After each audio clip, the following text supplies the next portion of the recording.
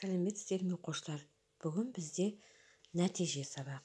Мен не үйрендім?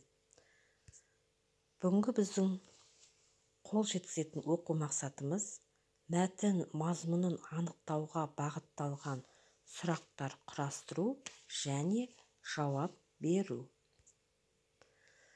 Оқушылар, жаңа мен айтып кеттім, бізде бүгін нәтиже сабақ. Мен не білемін? Яғни біз алдыңғы сабақтарда сөз таптары туралы өткен болатынбыз. Біз сөз таптарының ішінде етістік пен сын есіммен таныстық. Бүгін біз осы сын есім туралы алған білімдерімізді қорытындылау мақсатында көптеген тапсырмалар орындаймыз. Олай болса, сын есім дегеніміз не? Есімізге түсірейік. Сын есім заттың түрін, түсін, сапасын, көлемін білдіретін сөз табы. Сын есім мынандай сұрақтарға жауап береді. Қандай? Қай? Мысалы, алма. Алма қандай? Дөңгелек. Алма қандай?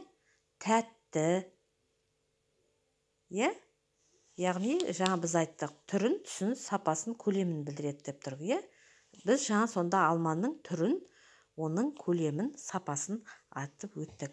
Олай болса, біз сын есім туралы есімізге түсірдік. Олай болса, ары қарай тапсырмаларды орындаймыз.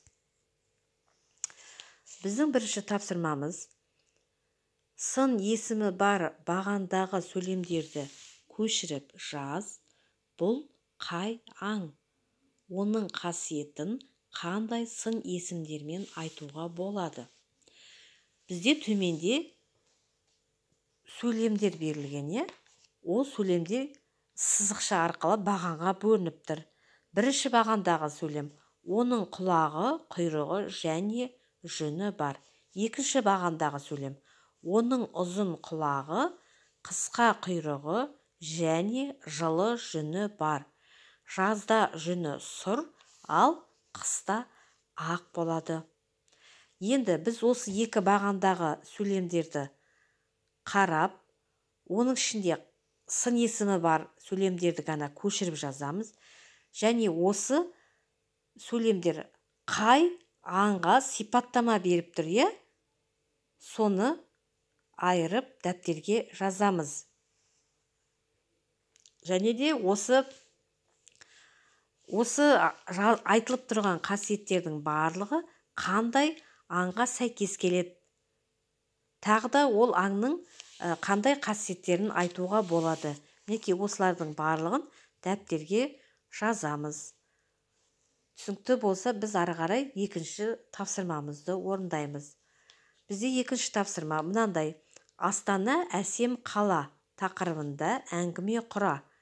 Жазған әңгімеңді оқып, төмендегі сұрақтар арқылы өзіңді бағала.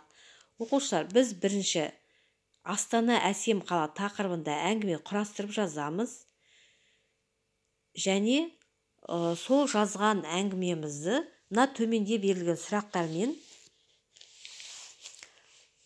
салыстырып өзімізді бағалаймыз. Бірінші сұрақ: құраған әңгімеңде жер, су аттары қандай әріппен жазылады? Яғни Астана әсем қала деп айтылғаннан кейін, оның ішінде Астана туралы, ол Астананың маңайындағы жер, су туралы жазамыз. Және сол жазылған жер, су аттарыңыз қандай әріппен жазылатындығын айтасыздар. Екінші: қаланы сипаттауда қандай сын есімдер қолдандың? Астананы біз білеміз, балалар, әсем, әдемі ғимараттар бар. Мінекей сол Астананы қалай сипаттап жаздық, соның ішінде қандай сын есімдерді қосып жаздық, соларды астын сызып, осы сұрақтар арқылы өзімізді бағалаймыз. Келесі тапсырма біздің сын есім туралы. Мәтін мазмұны бойынша бірнеше сұрақ құрастыр. Мәтіннен сын есімдерді тап және астын сыз. Оқушылар, бізде төменде мәтін берілген, Осы мәтінді бірінші мұқият оқып аламыз. Содан кейін осы мәтіннің мазмұнына байланысты сұрақтар құрастырамыз. Және сол мәтіннен сын есімдерді тауып, астын сызамыз. Біз мана оқу мақсатымыз қандай еді? яғни мәтіннің мазмұны бойынша сұрақ құрастыру. Біз сонда осы оқу мақсатына жету үшін мәтіннен сұрақты құрастырамыз. Оқушылар, сіздерге тапсырма түсінікті болса, онда ары қарай тапсырманы орындаймыз. Осы тапсырмаларды орындау арқылы сіздер бүгінгі сабақтарыңызға кері байланыс бере аласыздар. Яғни сіздерге сабақ қалай өтті, түсіндіңіздер ме, түсінген жоқсыздар ма, өздеріңіздің осы жаңағы сабақты бекіткендеріңіз, меңгергендеріңіз туралы кері байланыс арқылы білдіресіздер.